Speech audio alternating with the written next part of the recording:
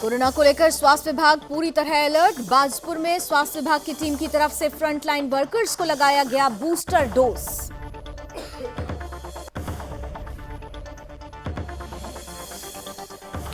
विधानसभा चुनावों को देखते हुए पुलिस अधीक्षक के नेतृत्व में पुलिस अर्धसैनिक बल के जवानों के साथ चमोली में निकाला गया फ्लैग मार्च। पुलिस प्रशासन ने लोगों से शांति व्यवस्था बनाए रखने की अपील की।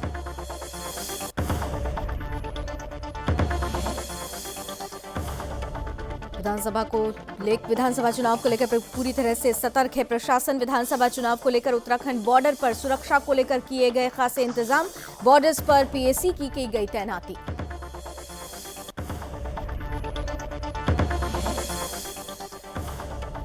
और विधानसभा चुनावों को लेकर उत्तरकाशी जिलाधिकारी मयूर दीक्षित ने गंगोत्री विधानसभा के मतदान केंद्रों पर किया निरीक्षण।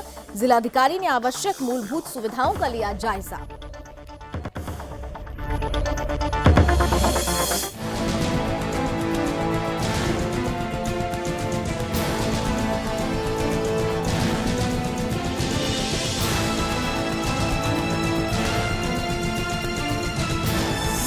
आप देख रहे हैं सुदर्शन न्यूज।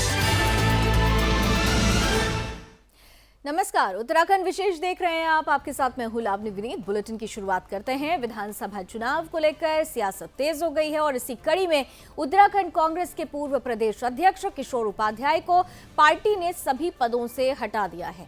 कांग्रेस पार्टी ने आगे उनके खिलाफ सख्त एक्शन लेने की बात कही है। दरअसल किशोर उपाध्याय पर पार्टी विरोधी गतिविधियों का आरोप लग रहा था, जिसके बाद पार्टी ने ये बड़ा कदम उठाते हुए किशोर उपाध्याय को सभी पदों से हटा दिया है।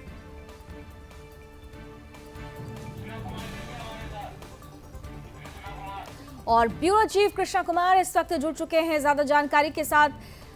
कृष्णा, किशोर उपाध्याय पर पहले जब आरोप लग रहे थे उसी वक्त उनके ऊपर तलवार लटकने लगी थी। हालांकि कहा जा रहा था किशोर उपाध्याय की तरफ से कि मेरे ऊपर लगाए जा रहे आरोप बेबुनियाद हैं, लेकिन अब पार्टी ने बड़ा कदम उठा दिया है। बिल्कुल लावनी, निश्चित तौर पर देखिए, हम उत्तराखंड की राजनीति की अगर बात करें तो कांग्रेस के पूर्व प्रदेश अध्यक्ष किशोर उपाध्याय की लगातार जो है भाजपा के वरिष्ठ नेताओं से नजदीकियां देखी जा रही थी। कुछ दिनों पहले भी वो भाजपा उत्तराखंड प्रभारी से मिलने पहुंचे थे, जिस मुलाकात के बाद उन्होंने बताया कि मेरा वन अधिकार का मुद्दा चल रहा है, जिस सिलसिले में लगातार भाजपा और प्रदेश सरकार के मंत्रियों से लगातार मिल रहा हूं और उसी के लिए संपर्क लगातार उनसे साध रहा हूं। ये मसला जो है हल करवाना चाहता हूं। लेकिन जब कांग्रेस पार्टी के पदाधिकारियों ने उस पर संज्ञान लिया, उस पर जांच चली, देवेंद्र यादव उत्तराखंड के प्रभारी जो है कांग्रेस के, उन्होंने जांच चलवाई, तो कल शाम जो है जांच के बाद पता चला कि उन्हें पार्टी विरोधी गतिविधियों में शामिल पाया गया, जिसके बाद प्रदेश प्रभारी देवेंद्र यादव ने एक बड़ा फैसला लिया है। किशोर उपाध्याय को सभी पदों से जो है वो मुक्त कर दिया गया है। तो लिहाजा अब जल्दी अटकलें लगाई जा रही है किशोर उपाध्याय की, जल्दी बीजेपी का दामन थाम सकते हैं। लावनी, बीजेपी का दामन थाम सकते हैं, लेकिन इन सबके बीच क्या कांग्रेस के लिए ये झटका माना जाएगा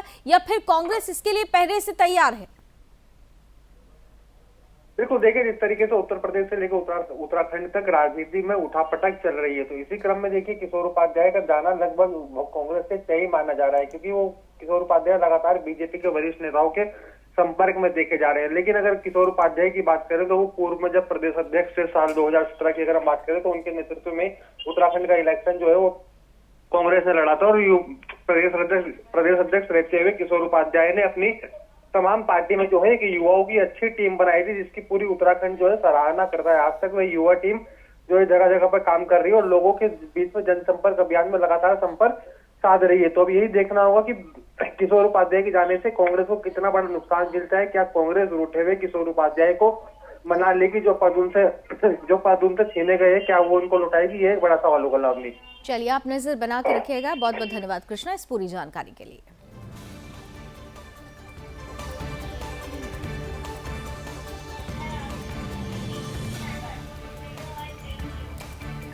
बात राजनीति से हटकर अब कोरोना की कर लेते हैं। स्वास्थ्य किसी भी प्रदेश के लिए महत्वपूर्ण स्थान रखता है, वहां की जनता का स्वास्थ्य, और इसीलिए कोरोना को लेकर स्वास्थ्य विभाग पूरी तरह से अलर्ट हो गया है। इसी कड़ी में बाजपुर में स्वास्थ्य विभाग की तरफ से एक टीम गठित की गई है। इस टीम की तरफ से फ्रंटलाइन वर्कर्स को बूस्टर डोज लगाने के कार्य भी शुरू कर दिया गया है।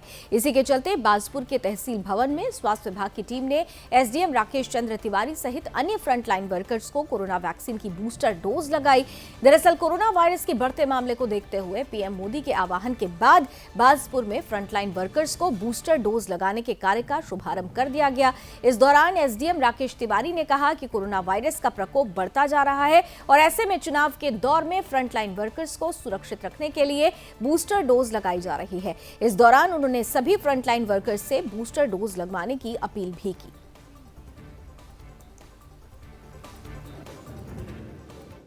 इस समय माननीय निर्वाचन आयोग द्वारा निर्वाचन की घोषणा कर दी गई है, तो और हमारा जो चुनाव है विधानसभा का वो सन्निकट है, तो उसको देखते हुए जिलाधिकारी महोदय के निर्देश है कि जितने भी फ्रंटलाइन वर्कर्स हैं, हेल्थ वर्कर्स हैं, वो जो है बूस्टर डोज लगवाएं। और इसमें जो अभी इनको हम हेल्थ कर्मी द्वारा हमें बताया गया कि जिनके 9 महीने हो चुके हैं सेकंड डोज लगवाए हुए, वही बूस्टर डोज लगवा सकते हैं। तो आज हमने जो हमारे एमओआईसी हैं डॉक्टर माथुर जी से कल रिक्वेस्ट किया था कि आज टीम भिजवा के यहाँ जो राजस्व के यहाँ कर्मी उपस्थित है, फ्रंटलाइन वर्कर, सबको बूस्टर डोज लगवाएं। तो मैंने भी लगाया है और हमारे तहसीलदार साहब ने भी लगवाया है। तो मेरी सभी से अपील है कि अपनी सेहत का ध्यान रखें। कोविड संक्रमण से बचाव के लिए वैक्सीनेशन बहुत ज़रूरी है। तो जिन्होंने 2 डोज लगवा लिए और 9 महीने पूरे हो चुके हैं, तो वो तीसरे डोज अवश्य लगवाएं। की गई है बाजपुर में स्वास्थ्य विभाग की टीम की तरफ से फ्रंटलाइन वर्कर्स को बूस्टर डोज लगाया जा रहा है, क्योंकि बाजपुर तहसील में ये लगातार देखा जा रहा है कि कोरोना से बचने के लिए वैक्सीनेशन ने बहुत महत्वपूर्ण भूमिका निभाई और इसीलिए फ्रंटलाइन वर्कर्स जिनकी बहुत महत्वपूर्ण भूमिका है उनको बूस्टर डोज लगवाने की शुरुआत भी हो चुकी है। दीपांकर मेरे सहयोगी इस वक्त जुड़ गए हैं बाजपुर से। दीपांकर, बूस्टर डोज लगाने का शुभारंभ हो गया है और इसी के साथ खासतौर से एसडीएम राकेश तिवारी ने कहा कि कोरोना वायरस का प्रकोप बढ़ता जा रहा है, इसलिए फ्रंटलाइन वर्कर्स को पहले तरजीह दी जा रही है। बाकी के लोगों के लिए किस तरीके की व्यवस्था? लाभनी, आपको बताना चाहता हूं कि प्रधानमंत्री के आह्वान पर फ्रंटलाइन वर्करों को बूस्टर वैक्सीन दिया जा रहा है और बाकी इसके बाद जो है आम लोगों को भी बूस्टर डोज लगाने के कार्य का शुभारंभ किया जाएगा। लेकिन फिलहाल जो है चुनाव संबंधित व अधिकारी जिनका महत्वपूर्ण भूमिका है उन्हीं को बूस्टर डोज लगाए जा रहे हैं। कई टीम निर्धारित की गई है दीपांकर इस पूरे कार्य के लिए, लेकिन कुछ दिन पहले ये बात भी सामने आई थी कि कुछ टीम्स के कुछ जगहों पर अव्यवस्था देखने को मिली थी। ये खबर आपके द्वारा ही हम तक पहुंची थी। अभी क्या जो बिगड़ी हुई व्यवस्था थी उनको पूरी तरह से दुरुस्त कर लिया गया है? अब पूरी व्यवस्था सुचारू रूप से चल रही है? लाभ में आपको बताना, जो दिक्कतें तो पहले बहुत सारी थी, लेकिन ऐसा है आचार संहिता लगने के बाद जो है चुनाव निर्वाचन आयोग के निर्देश पर बाकी संबंधित अधिकारियों ने अपना कार्य जोरों से संभालते हुए हर जगह जो है नियम कराकर कर दिया है। इसीलिए जो है अभी फिलहाल जो है स्थिति जो है बेहतर दिखाई दे रहा है। कितनी टीम्स इस वक्त बनाई गई हैं इस पूरे कार्य के लिए? इसके कई टीमों का बनाया गया है, जिसमें खासकर पुलिस से लेकर जैसे तहसील संबंधित अधिकारियों को लगाया गया है, जो कि अपना कार्य बेहतरीन तरीके से कर रहा है। और अभी जो है देखा जाए क्षेत्र में तो यहाँ पुलिस द्वारा फ्लैग मार्च भी निकाला जा रहा है, ताकि जिससे कि आम लोगों को कोई दिक्कतों का सामना न करना पड़े और वोटों को जो है लुभाने की जो कोशिश की जाती है वो न किया जा सके। लेकिन फिलहाल जो स्थिति जो है अभी बेहतर दिखाई दे रहा है। चलिए, बहुत बहुत धन्यवाद दीपांकर सरकार इस पूरी जानकारी के लिए।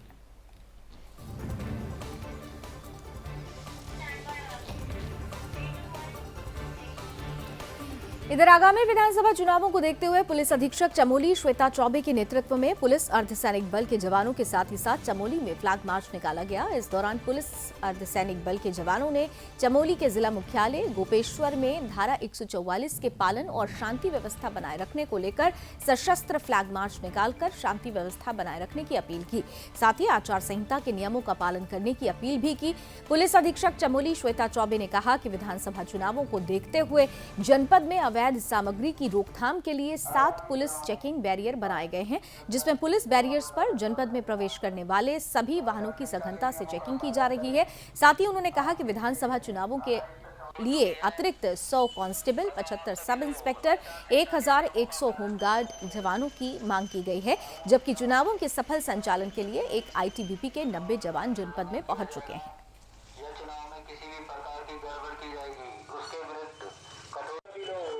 चुनाव के दृष्टिगत जो है पूरे जनपद क्षेत्र में जो हमारे अंतर जनपदीय बैरियर हैं, 7 अंतर जनपदीय बैरियर ऑपरेशनल कर दिए गए हैं। लगातार जो है उसमें 24 घंटे ड्यूटी चेकिंग की कार्रवाई की जा रही है और मुख्यतः सभी फोर्स को ब्रीफ कर दिया गया है।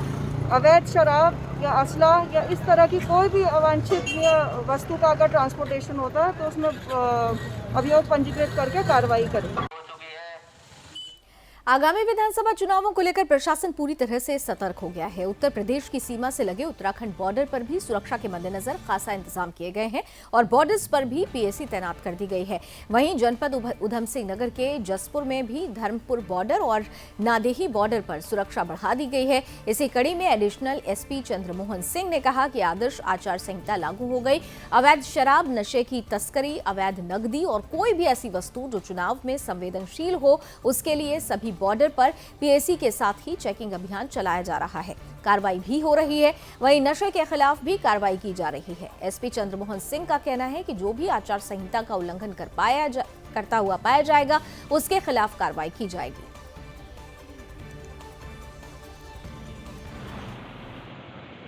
आदर्श आचार संहिता लागू हो गई है और उसको देखते हुए कोई अवैध शराब, नशे की तस्करी, कोई अवैध नकदी या किसी भी प्रकार की ऐसी वस्तुएं जो कि चुनाव के दृष्टिगत संवेदनशील हों या अवैध हों, तो उसका जो है लगातार हमारे बॉर्डर्स पे चेकिंग हो रही है।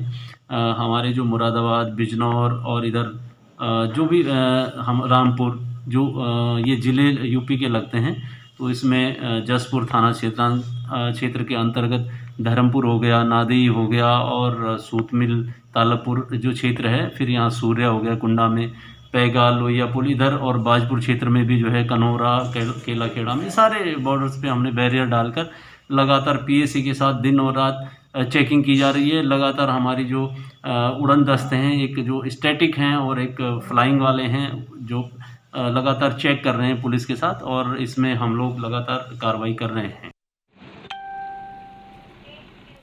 इधर विधानसभा चुनावों को लेकर पुलिस प्रशासन पूरी तरह से अलर्ट मोड में है। इसी कड़ी में जिलाधिकारी मयूर दीक्षित ने जनपद की गंगोत्री विधानसभा के विभिन्न मतदाता केंद्रों का औचक निरीक्षण किया। इस दौरान जिलाधिकारी ने आवश्यक मूलभूत सुविधाओं का जायजा लिया, साथ ही संबंधित अधिकारियों को आवश्यक दिशा निर्देश दिए। वहीं जिलाधिकारी ने संबंधित खंड शिक्षाधिकारी और तहसीलदार को सभी आवश्यक सुविधाएं जैसे विद्युत, रैंप, शौचालय, पेयजल सभी समुचित व्यवस्थाएं तत्काल दुरुस्त करने के निर्देश दिए। जिलाधिकारी ने कहा कि इस दौरान गंगोत्री एफएसटी टीम मनेरी के पास निरीक्षण करती हुई पाई गई। एफएसटी टीम को मेरे तरफ से निर्देश दिए गए हैं कि लगातार चेकिंग अभियान जारी रखा जाए। अगर किसी राजनीतिक दल ने सार्वजनिक संपत्तियों पर पोस्टर, बैनर लगाए तो उनके खिलाफ आवश्यक कार्रवाई की जाएगी। जिलाधिकारी ने भटवाड़ी स्थित अंग्रेजी शराब की दुकान का भी औचक निरीक्षण किया। जिलाधिकारी ने शराब की दुकान के स्टॉक रजिस्टर, सीसीटीवी कैमरे को भी चेक किया।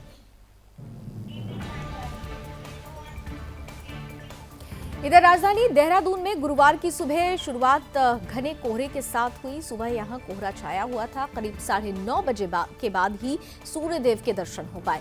इससे लोगों ने राहत की सांस ली। इससे पहले चल रही ठंडी हवाओं से काफी ठंडक बढ़ी हुई है। लोगों को अलाव का सहारा लेना पड़ रहा है। कोटद्वार, हरिद्वार, हल्द्वानी सहित अन्य मैदानी इलाकों में कोहरे की वजह से विजिबिलिटी 0 तक पहुंची। वहीं मसूरी, चमोली, रुद्रप्रयाग, खराशाली सहित पहाड़ी इलाकों में धूप खिली रही।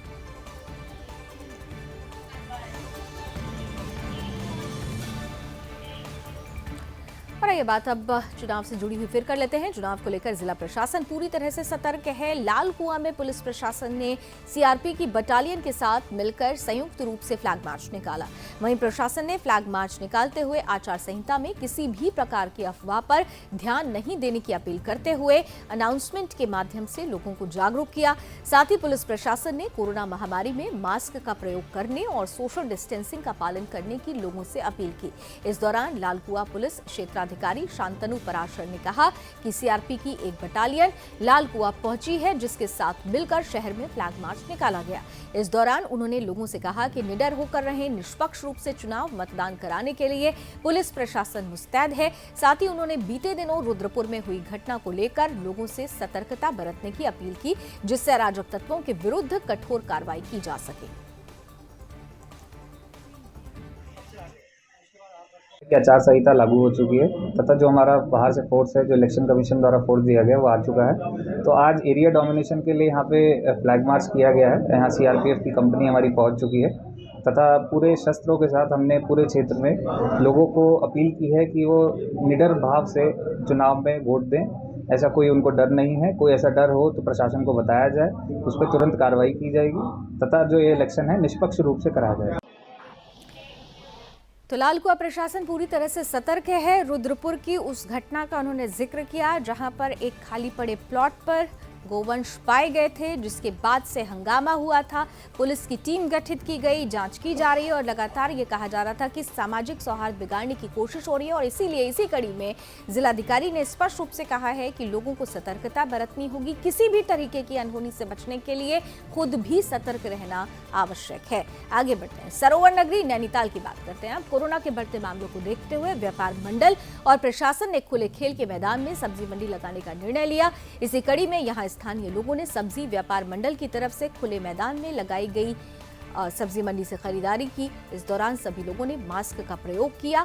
व्यापार मंडल के उपाध्यक्ष राजेश वर्मा ने कहा कि यह फैसला जनता को कोरोना से काफी हद तक निजात मिल सके इसलिए लिया गया है। उन्होंने कहा कि सब्जी मंडी पहले राम सेवक सभा के पास लगाई जाती थी, जिससे वहां पर काफी भीड़ हो जाती थी। इसके लिए प्रशासन और व्यापार मंडल ने ये महत्वपूर्ण कदम उठाया है। इससे लोगों ने भी काफी राहत की सांस ली है। लोग इस कदम को सराह रहे हैं। और इसमें सभी लोगों का जिला प्रशासन का और नगर पालिका का विशेष सहयोग है।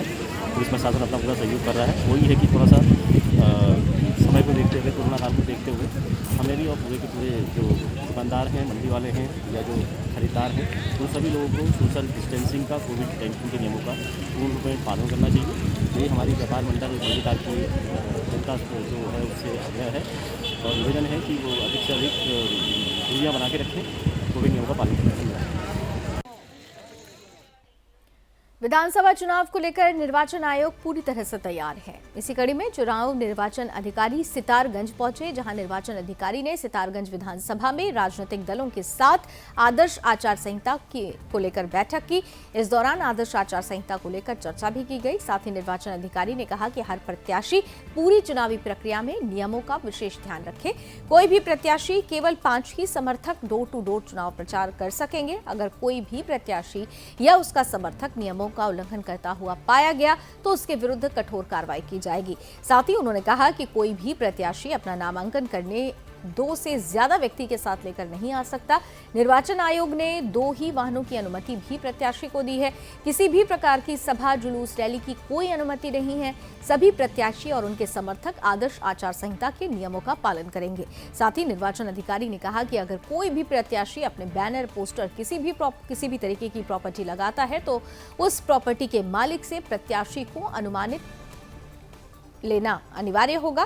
पोस्टर और बैनर की संख्या कितनी है, उसकी संख्या को पोस्टर पर अंकित करना भी अनिवार्य होगा। किस जगह पोस्टर बैनर की छपाई की गई है, इसकी जानकारी भी जिला निर्वाचन आयोग को देनी होगी। अगर कोई प्रत्याशी अपना नामांकन ऑनलाइन करना चाहे तो निर्वाचन आयोग की तरफ से ऑनलाइन नामांकन करने की सुविधा भी प्रत्याशियों को रहेगी। हर प्रत्याशी को निर्वाचन आयोग के नियमों का विशेष ध्यान रखना होगा। जो आरओज ने जितने भी राजनीतिक दल हैं सितारगंज और नानकमत्ता विधानसभा के, उनसे परिचर्चा किया कि घोषणा हो चुकी है निर्वाचन की। आप लोग जो है आदर्श आचार संहिता का पालन करिए। सारे रूल रेगुलेशन पर उनसे चर्चा की गई। उनके जो भी मन में डाउट्स थे उसका उप कोषागार श्रीनगर में लेखाकारों की ओर से पेंशनर्स के खातों से 38 लाख से ज्यादा की धनराशि के गबन का मामला सामने आया है। कोषागार के अधिकारियों ने पुलिस को मामले की शिकायत की। शिकायत मिलने के बाद श्रीनगर पुलिस ने जांच शुरू कर दी। पुलिस का कहना है कि जल्द ही मामले में गिरफ्तारी की जाएगी। श्रीनगर उप कोषागार के ट्रेजरी ऑफिसर नंदन सिंह खत्री उप कोषाधिकारी ने श्रीनगर थाने में एक शिकायत दर्ज कराई, जिसमें उन्होंने कहा कि कोषागार में कार्यरत लेखाकार सुभाष चंद और लेखाकार की ओर से दस्तावेजों में हेरा फेरी की गई है। साथ ही उन्होंने कहा कि लगभग 38 लाख रुपए का गबन किया गया। वहीं शिकायत मिलने पर पुलिस ने जांच की कार्रवाई शुरू कर दी है। बताया यह भी जा रहा है कि इन लेखाकारों की ओर से मृतक रिटायर कर्मियों के फर्जी दस्तावेजों और फर्जी अकाउंट के जरिए ये पूरा फर्जीवाड़ा किया गया है। फिलहाल इस मामले की जांच जारी है। जांच में जिन लोगों के नाम सामने आएंगे उनके खिलाफ सख्त कार्रवाई की जाएगी। ये एक्चुअल में ऐसा है कि मेरे यहाँ पे 2 कर्मचारी थे जो विगत 2016 से अपने यहाँ हमारे जो DRD नंबर, हमारे जो पेंशनरों के खाते होते हैं वो अपने खातों में अमाउंट को जो पेड ID होती है उनको जो है अपने अमाउंटों में खातों में जरूर जमा कर रहे थे, जिसके उपलक्ष्य में हमारे यहाँ पे जो सुभाष चंद्र लेखाकार और स्वर्गीय हरिदर्शन सिंह बिष्ट हैं, इन दोनों ने जो है गबन किया है, सरकारी धन का जो है दुरुपयोग किया है, अपने पद का दुरुपयोग किया है, जिसमें लगभग 38,50,000 समथिंग की जो है अमाउंट बची, जिसकी वसूली मैंने कर भी दी है, लेकिन इनके खिलाफ FIR दर्ज 10 तारीख को शाम टाइम जो है नरेंद्र सिंह खत्री ट्रेजरी अफसर श्रीनगर के द्वारा अपने ट्रेजरी में हुए गबन के बारे में वहाँ कार्यरत सुभाष चंद्र लेखाकार और स्वर्गीय हरिदर्शन सिंह बिष्ट के विरुद्ध तहरीर दी कि इनके द्वारा करीबन 38.5 लाख का जो है मृतक पेंशनर एवं फेल ID के माध्यम से अपने अपने अकाउंटों में पैसा ट्रांसफ़र किया, तो जिसकी जांच मेरे द्वारा की जा रही है। आज मैंने वहाँ पर जाके इनके बयान वगैरह दिए और कुछ डॉक्यूमेंट्स कब्जे में लिए। उत्तराखंड में विधानसभा चुनाव 14 फरवरी को होने हैं, जिसके लिए चुनाव की आचार संहिता लागू हो गई है। उत्तराखंड की मुख्य निर्वाचन अधिकारी सौजन्या ने आगामी विधानसभा चुनाव का नोटिफिकेशन भी जारी कर दिया है। चुनाव के लिए 21 जनवरी से नामांकन होंगे। मुख्य चुनाव अधिकारी ने आचार संहिता लागू होने की जानकारी दी है। उन्होंने कहा कि इस बार के चुनाव में पारदर्शी और निष्पक्ष चुनाव के साथ ही कोविड भी एक बड़ी चुनौती है, जिसके पार पाने के लिए पूरी गाइडलाइंस तैयार की गई है।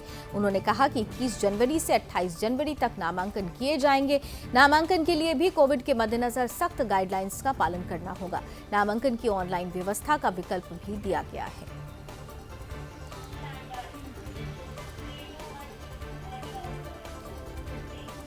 उत्तराखंड में कोरोना संक्रमण का ग्राफ तेजी से बढ़ रहा है, जो कि चिंता का विषय बना हुआ है। बीते 24 घंटे में 2915 नए संक्रमित मिले हैं। इस दौरान 3 कोरोना मरीजों की मौत हुई है। कोरोना ने राजभवन में भी दस्तक दे दी है। राजभवन सचिवालय ने इसकी पुष्टि करते हुए एक लिखित आदेश जारी किया, जिसमें कहा गया कि राजभवन के सभी कार्यालयों को सैनिटाइज करने के लिए 13 और 14 जनवरी को बंद रखा जाएगा। उत्तराखंड राजभवन में बड़े पैमाने पर कोरोना कर्मचारी संक्रमित मिलने पर हड़कंप की स्थिति है। इसके बाद राजभवन को 2 दिन के लिए बंद कर दिया गया। इस दौरान राजभवन के सभी कार्यालयों को पूरी तरह से सैनिटाइज किया जाएगा। स्वास्थ्य विभाग के मुताबिक 22,906 सैंपलों की जांच रिपोर्ट नेगेटिव आई है।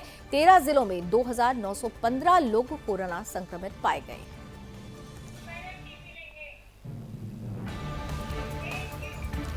नैनीताल के जिलाधिकारी और जिला निर्वाचन अधिकारी धीराज सिंह गर्ब्याल की अध्यक्षता में राजनीतिक दलों के पदाधिकारियों के साथ विधानसभा सामान्य निर्वाचन 2022 की विभिन्न गतिविधियों को लेकर बैठक आयोजित की गई। बैठक में जिला निर्वाचन अधिकारी ने कहा कि भारत निर्वाचन आयोग से प्राप्त निर्देशों के क्रम में आगामी 15 जनवरी तक किसी भी दल को रैली या जुलूस या फिर अन्य कार्यक्रम की अनुमति नहीं दी गई है, जिसे सभी को पालन करना जरूरी है। साथ ही उन्होंने कहा कि जो भी दिशा निर्देश निर्वाचन आयोग से जारी होंगे उससे सभी दलों को अवगत कराया जाएगा। साथ ही उन्होंने ये भी कहा कि अभी तक MCC का उल्लंघन किए जाने पर नोटिस जारी किए गए हैं। वहीं प्रशासन की तरफ से सभी प्रकार की प्रचार सामग्री हटा ली गई है। इतना ही नहीं, निर्वाचन अधिकारी ने कहा कि कोविड-19 के दिशा निर्देशों के तहत सभी दलों को मास्क, सैनिटाइजेशन, थर्मल स्कैनिंग के साथ ही साथ सोशल डिस्टेंसिंग का परिपालन भी सुनिश्चित करना चाहिए। वहीं जिलाधिकारी ने कहा कि जनपद में धारा 144 लागू है और इसका उल्लंघन करने पर IPC की धारा 188 के अंतर्गत संबंधित के खिलाफ वैधानिक कार्रवाई की जाएगी। और कब तक ये प्रोसेस हमारा चलता रहेगा और इस दौरान उन्होंने क्या एहतियात बरतने हैं उसके संबंध में समस्त राजनीतिक पार्टियों के प्रतिनिधियों को हम लोगों ने अवगत करा दिया है। और इस दौरान ये भी बताया कि 15 तारीख तक कोई भी धरना भाई जुलूस प्रदर्शन वगैरह इन्होंने नहीं करना, कोई भी जनसभा इनके द्वारा नहीं की जानी, कोई भी रैलीज इनके द्वारा नहीं की जानी है। और अगर प्रचार प्रसार की जहाँ तक बात है उसमें धारा 144 ऑलरेडी लगी है। कोई भी व्यक्ति विशेष 5 से ज़्यादा की संख्या में अगर किसी जगह पर जाते हैं और कोविड के रूल्स का फॉलो नहीं करते हैं उसको, तो उस दशा में हम लोग फिर धारा 144 के अंतर्गत जो कार्रवाई होनी होती है उसमें कार्रवाई करेंगे और आपदा प्रबंधन एक्ट में भी उनके खिलाफ 2 गाड़ी आपकी अलाउ। पौड़ी में जिला निर्वाचन अधिकारी डॉक्टर विजय कुमार जोगदंडे ने आबकारी विभाग में निरीक्षण कर विधानसभा चुनाव की तैयारियों का जायजा लिया। उन्होंने संबंधित अधिकारी को निर्देशित किया कि चुनाव के समय अवैध शराब का कारोबार के लिए छापेमारी अभियान में तेजी लाना सुनिश्चित करें। साथ ही उन्होंने निर्देशित किया कि जनपद की सीमाओं पर आबकारी टीम की तैनाती हो, जिससे वो नियमित रूप से वाहनों की चेकिंग कर सकेंगे। साथ ही उन्होंने आबकारी अधिकारी को निर्देशित किया कि प्रमुख मार्ग कोटद्वार कोडिया चेक पोस्ट, देवप्रयाग, रामनगर, धुमाकोट सहित कई मार्गों पर आबकारी कर्मियों की तैनाती करना सुनिश्चित हो।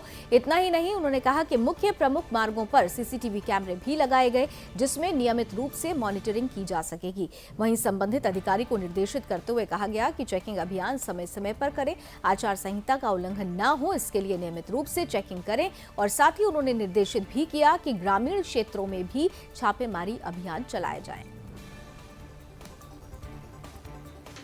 जनपद में जो आने वाले प्रमुख मार्ग होंगे, प्रमुखता से धुमाकोट नेशनल हाईवे जो जहाँ पे जनपद रामनगर से जुड़ता है, साथ में जहाँ पर हमारा कौड़िया बैरियर है जो बिजनौर जनपद से जुड़ता है, लक्ष्मण झूला बैरियर जो 3 जनपदों की सीमा को सम्मिलित है, जिसमें देहरादून, हरिद्वार, टेहरी जनपद की सीमा से लगे हुए हैं, और देवप्रयाग का जो बैरियर है वहाँ पर प्रमुखता से हम लोग को आबकारी का भी टीम को तैनात करना है। साथ में जो उनके द्वारा एनफोर्समेंट एक्टिविटी की जा रही है, छापेमारी की जा रही है, इसमें अभी तक जो है उन्होंने 0 सीजर्स किया है। कोई भी मामला ऐसा संज्ञान में नहीं आया है जहाँ पर कोई बड़ी मात्रा में अवैध शराब को पकड़ा गया है। तो वो भी मुझे लगता है कि उनको अपना एक्टिविटी को और अपने कार्यप्रणाली को सुधार करना पड़ेगा।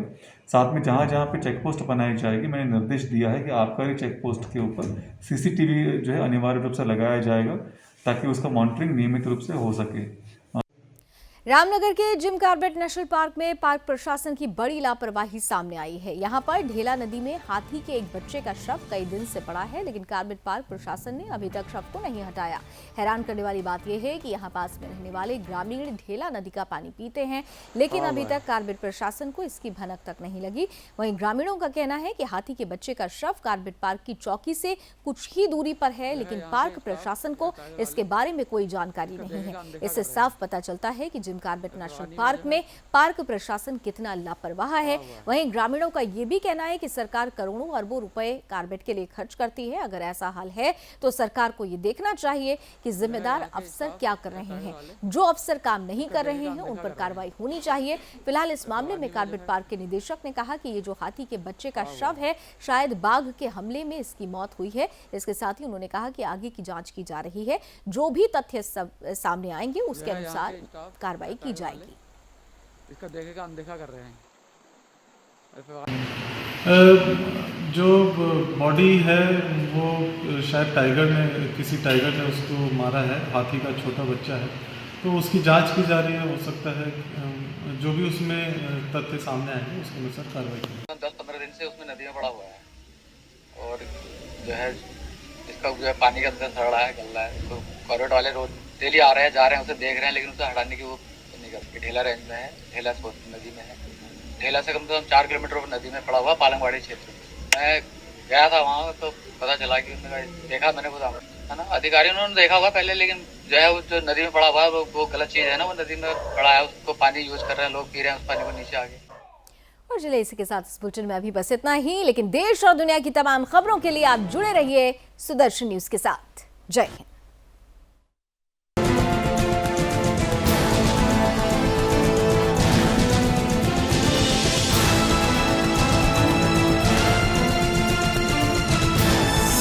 आप देख रहे हैं सुदर्शन न्यूज।